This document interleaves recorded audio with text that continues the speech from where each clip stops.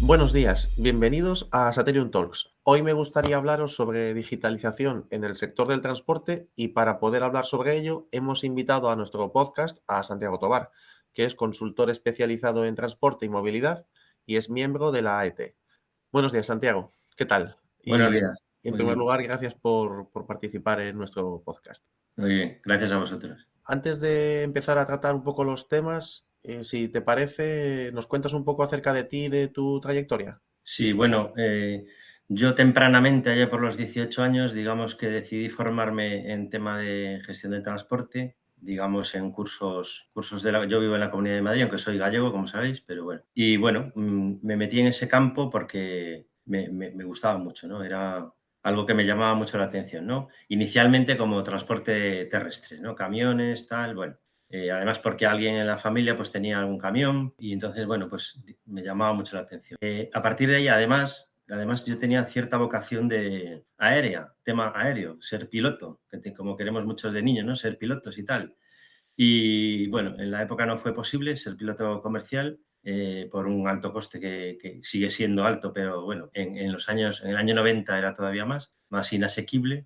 Y bueno, y esa espinita del transporte aéreo, del sector aéreo, digamos, pues me llevó a formarme en gestión aeronáutica, ¿no? En la Universidad Autónoma aquí en Madrid.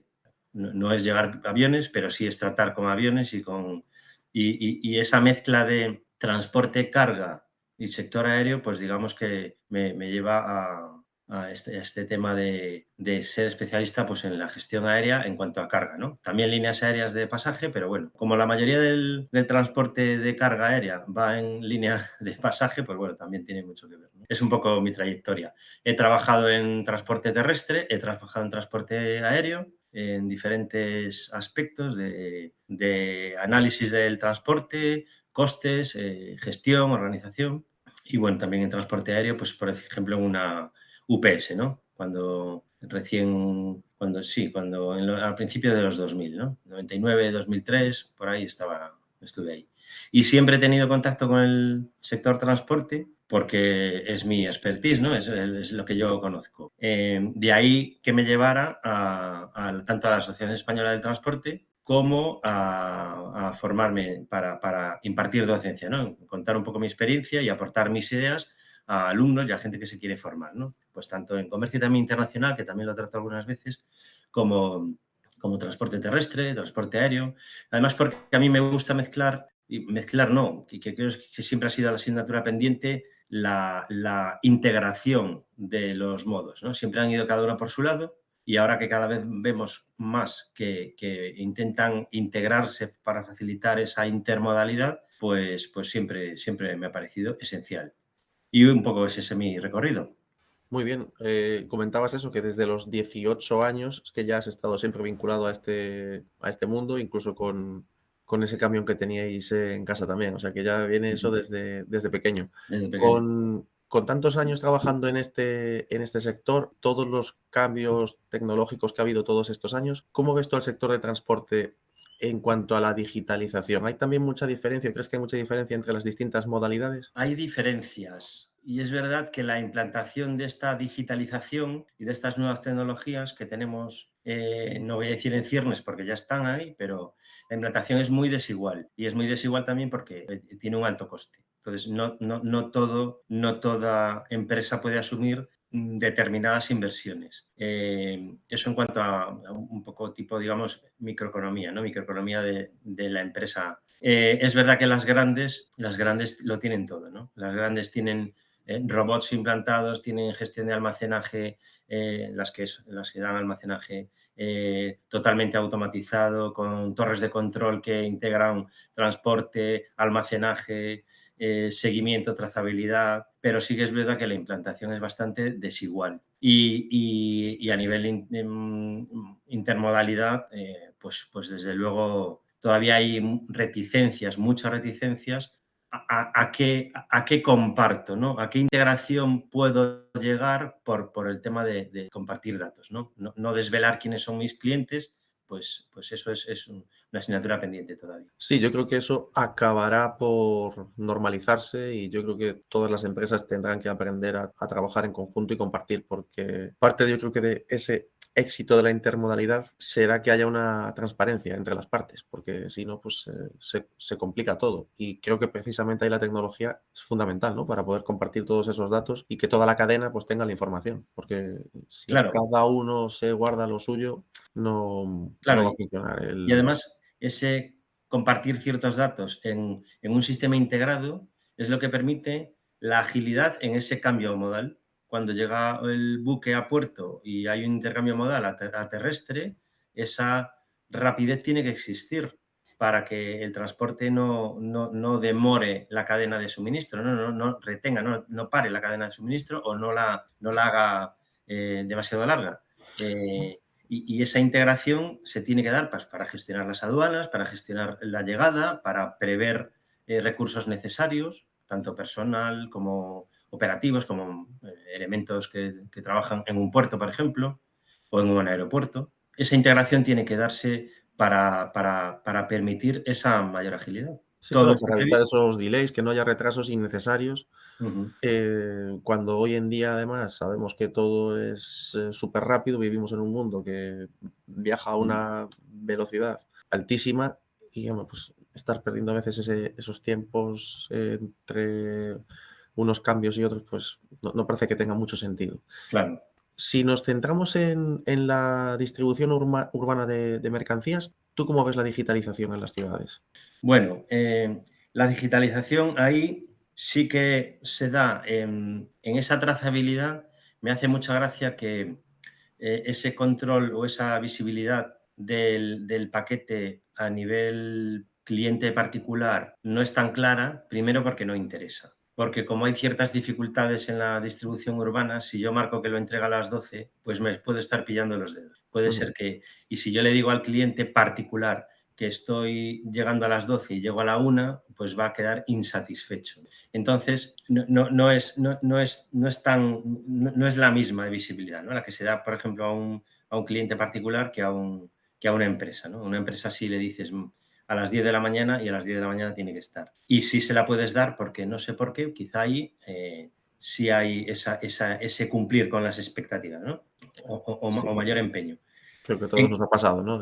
Se entregará el paquete a lo largo del día de hoy. Así, a lo largo de la mañana y me O tiene como toda la o mañana, como mucho sí, o por la mañana o por la tarde. claro, me tiene toda la mañana esperando sin yo poder ir al supermercado o poder hacer otras cosas. Pero es verdad que la distribución urbana, como yo tengo mi propia opinión, mi propia visión, a través de, bueno, un proyecto que ya hace tiempo que se me planteó, que curiosamente actualmente están realizando, lo habrás visto por ahí, yo lo republico algunas veces y tal, que son los de Cargo Souterrain en Suiza y los de Matway en Reino Unido, ¿no? Están tratando de realizar esa distribución urbana de mercancías mucho más ágil a través de metro o de tren. Ah, Bueno, eso si quieres en un momento dado podemos hablar, pero a mí me parece una idea muy interesante. sí, si quieres, continúa.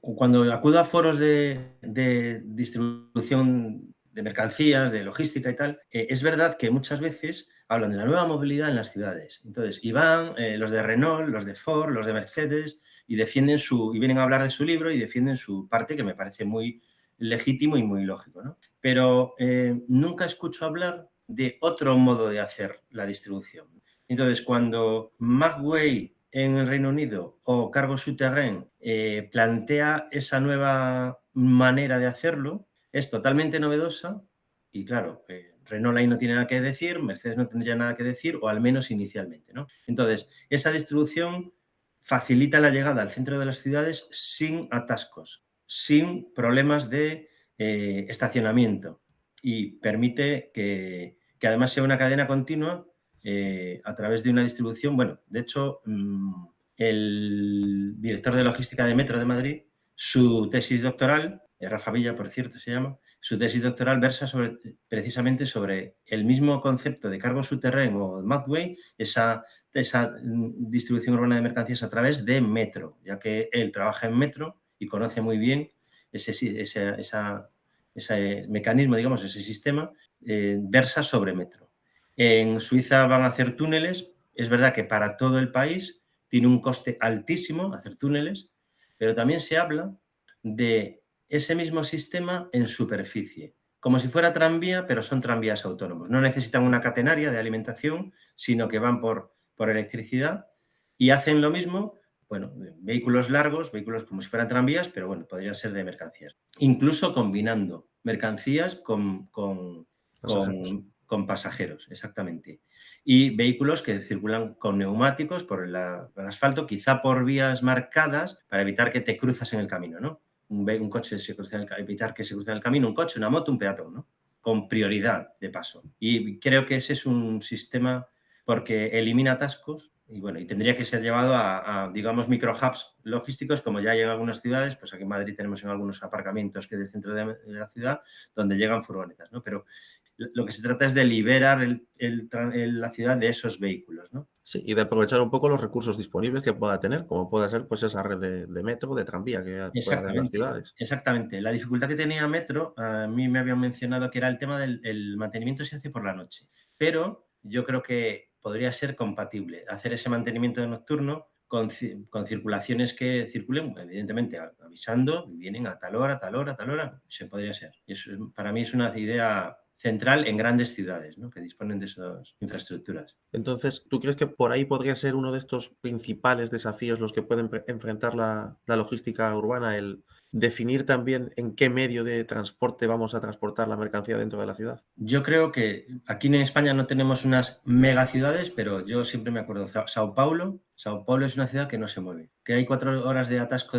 para un lado y a la vuelta otros 4 horas. Está continuamente atascada. Es un ejemplo. Sí. Si ponemos Shanghái, pues puede ser, o Tokio, pues lo mismo. Londres ya tiene limitado el acceso a centro de ciudades, pero es verdad que en Londres se mueve todo el mundo y todos los niveles económicos, digamos, van en metro. Pues quizás Ujú. salvo hipermillonarios, pero Sí. es decir, ese para grandes ciudades va a ser el único método. Si queremos hacer ciudades amables, imagina México, DF, que es una barbaridad, está atascada continuamente. Bogotá está atascada continuamente. Quito está atascado continuamente. Es decir, ahí en esas grandes ciudades sí ese es el camino, en mi idea, ¿no? ¿Con grandes inversiones? Sí, pero son inversiones para siempre. Y siempre tengo un artículo que escribí en la escuela, en la revista del Colegio de Ingenieros de Madrid, Ingenieros Industriales de Madrid, que precisamente decía cómo había sido una enorme inversión la T4 de Barajas de Madrid, que da como servicio para 80 millones, ya están mejorándola y reformándola para que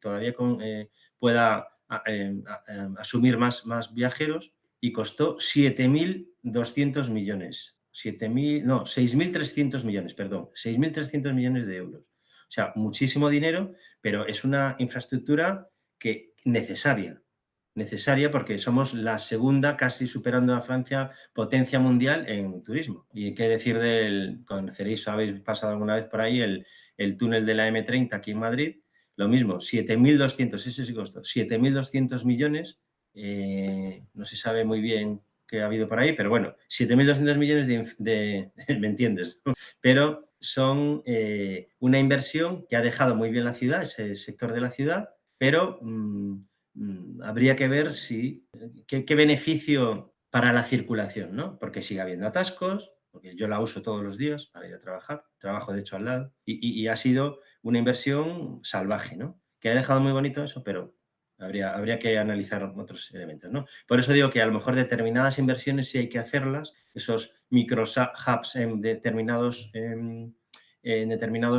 barrios que den servicio a la población con que cuenta esos barrios, ¿no? Y probablemente por ahí vaya el tema. Sí, todo lo que sea eliminar el tráfico del centro de las ciudades, utilizar otros medios de transporte que sean menos contaminantes, porque al final en las grandes ciudades tenemos las ZBEs, las zonas de bajas emisiones, para que no puedan acceder a determinados tipos de vehículos, pero es lo que decías tú, siempre parece que está todo pensado en que va a seguir yendo en furgoneta o en un furgón. Antes Claro. iba con un motor diésel, ahora pues irá con uno híbrido o con uno eléctrico, pero Bueno, seguimos utilizando lo mismo.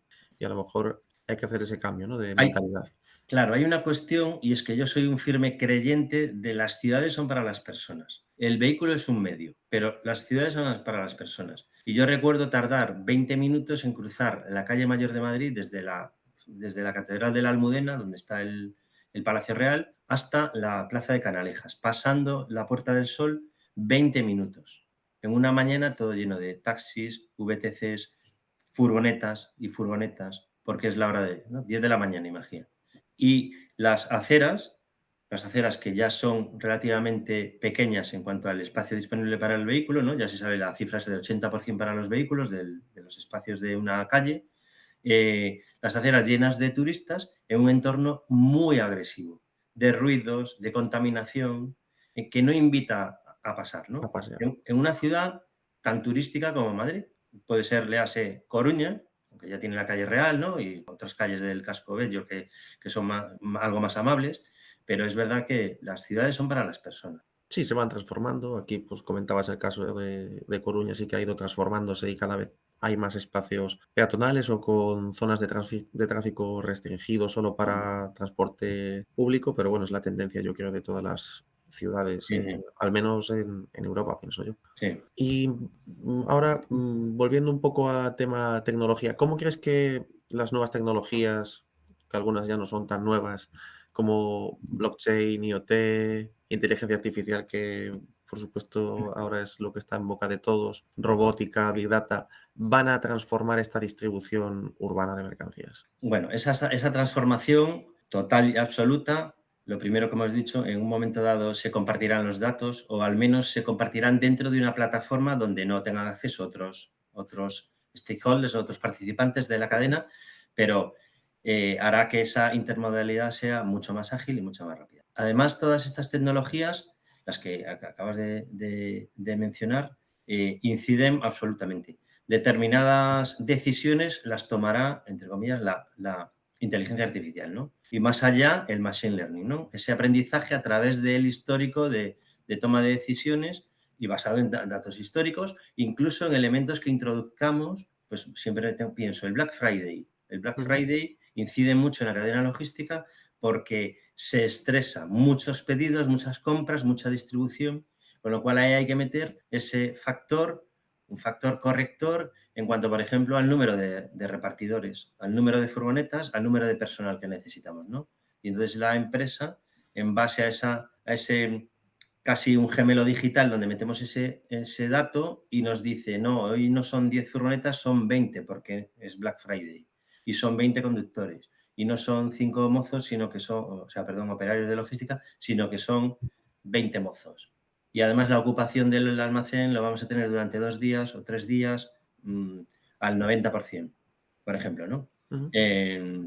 En cuanto a más tecnologías, por ejemplo, blockchain. Blockchain es la tecnología que garantiza esa seguridad a través de ese compartir información común en todos los nodos y en todos los participantes y que es como una capa, ¿no? Una capa en la que rodeamos, una capa dorada, digamos, en la que rodeamos toda esa información para que nadie la modifique y sea Sí, nos segura. puede Con lo cual, asegurar esa trazabilidad. claro, y entonces esa trazabilidad y esos cambios modales, esos movimientos y esa seguridad que da el que una factura es real, un pago es real, a través de los bancos, que también con los smart contracts, es decir, el blockchain tiene que estar ahí introducido, ¿no? Las plataformas digitales, por supuesto, esas torres que integran toda la información, pues compras, almacenaje, por supuesto, incluso ventas, previsión de ventas en Black Friday, previsión de ventas en rebajas, previsión de ventas en el Día del Padre, en el Día de la Madre, en el San Valentín, lo que nos imaginemos, ¿no?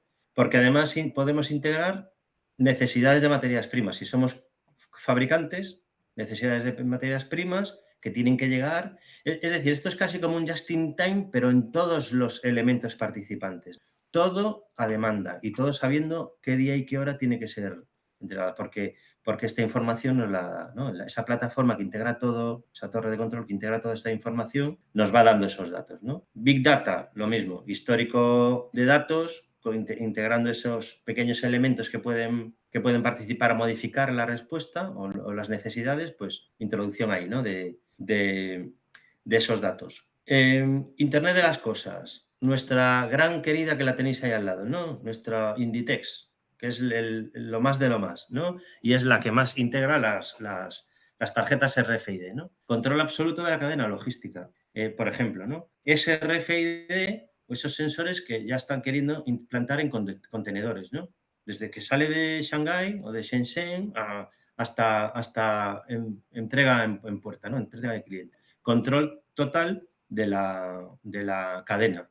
Incluso nos permite tomar decisiones en tiempo real ante determinadas, que el buque está parado en el estrecho de Hormuz porque los hutíes están ahí, no sé qué, hay que dar la vuelta por el Cabo de Hornos, por ejemplo, ¿no? Más tecnologías, la robótica, que la estamos viendo, ¿no? Ya robots de picking ya, ¿no?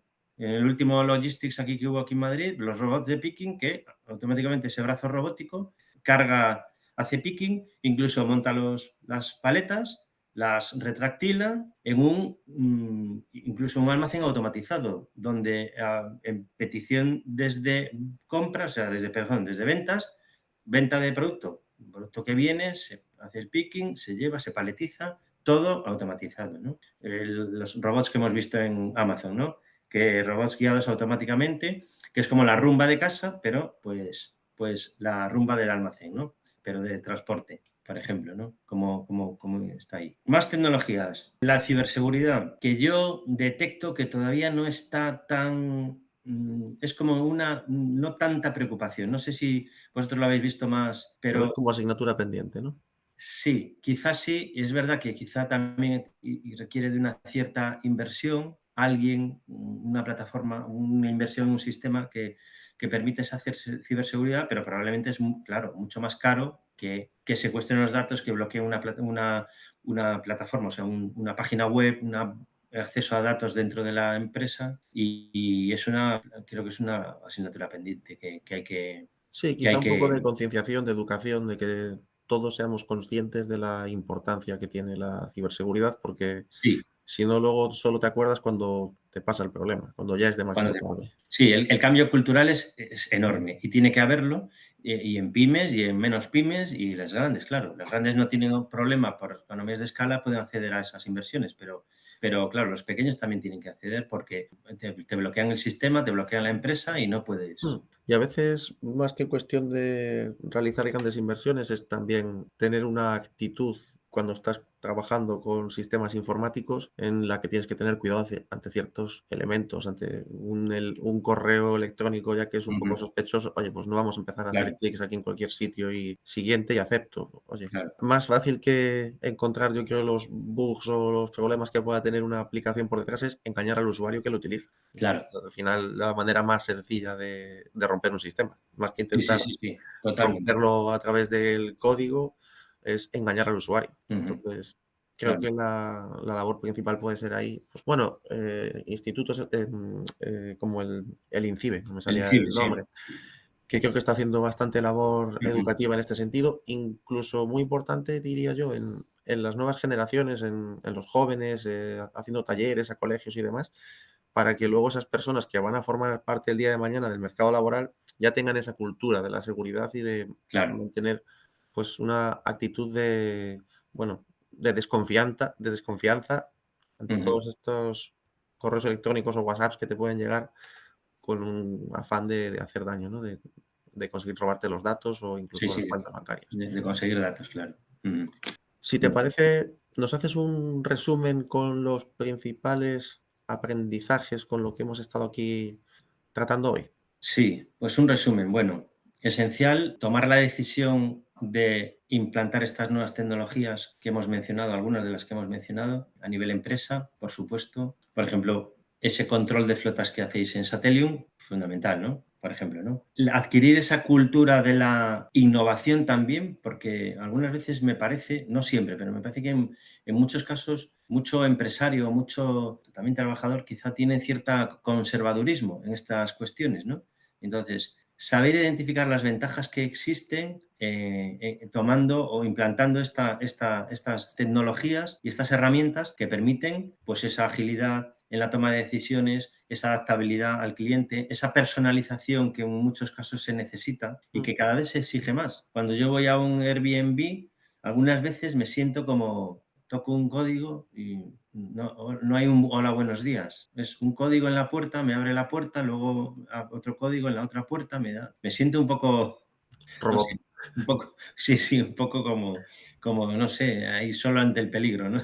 Y no hay peligro ninguno, pero bueno, digamos que no hay personalización, ¿no? Y al final las personas nos gusta tratar con personas y nos gusta relacionarnos, aunque solo sea hola, buenos días, ¿y qué tal?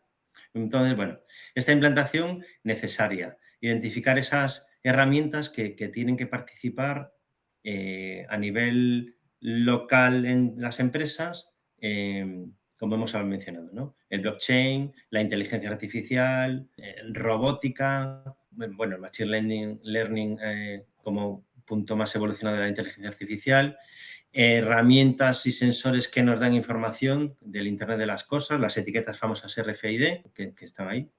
La ciberseguridad, por supuesto, porque nos puede costar muy caro. Y había unas herramientas que se implantan ya en el sector aéreo, ya está implantado en los aeropuertos, en la gestión de los aeropuertos y en los puertos. No sé si os sonará el proyecto Simple, que lo que No, no trata he es de... oído hablar de él. Explícanos porque yo por lo menos no sé. Vale, pues el proyecto Simple es un proyecto de integración y gestión de la información en los puertos. Ujú, Buques que llegan, cuándo llegan, es decir, y que nos da cuándo, el cómo y necesidades de recursos, ¿no? Entonces, eso nos indica, ¿no? Entonces, y esa intermodalidad es mucho más ágil, más rápida para hacer el cambio al modo terrestre, porque va a ir en un camión en principio, ¿no? Pues se está desarrollando ahora mismo el proyecto Simple en puertos en España también, bueno, en Europa en general. Una parte similar a esos puertos secos, ¿no? Aquí en Coslada, aquí a 20 kilómetros de Madrid, tenemos el puerto seco, donde se hace la gestión documental y se cierra el contenedor como si fuera el puerto de Barcelona, de Valencia, de Coruña, el que fuera, ¿no?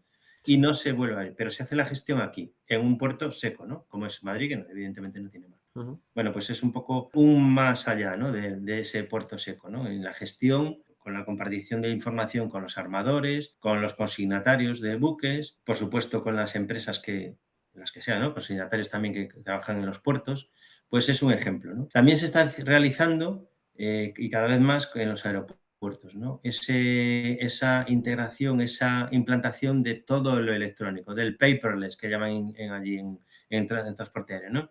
El One Record, que es el sistema en el que un modelo de datos común, incluso una plataforma de cargos de dinero entre participantes, porque claro, cada uno, transitarios, agentes de carga, las compañías aéreas, entre ellas intercambian porque contratan espacios, pues hay incluso una plataforma de pago, ¿no? Una plataforma de pago de cargos que se llama Cargo Connect, en la que participan todos esos participantes, digamos, también, valga la redundancia, ¿no? Y esa integración modal para conseguir, al final, como vivimos apiñados en ciudades, pues esa distribución urbana de mercancías que podría dar ese salto para mejorar el espacio público, las ciudades, para las personas, liberando espacio y optimizando, sin tantos atascos, porque hay un gran porcentaje de atascos y son vehículos que son de reparto también, claro. Muchas gracias por este resumen. Yo me quedo un poco con lo que has dicho de integración, Mm. compartir esos datos, que las empresas sepan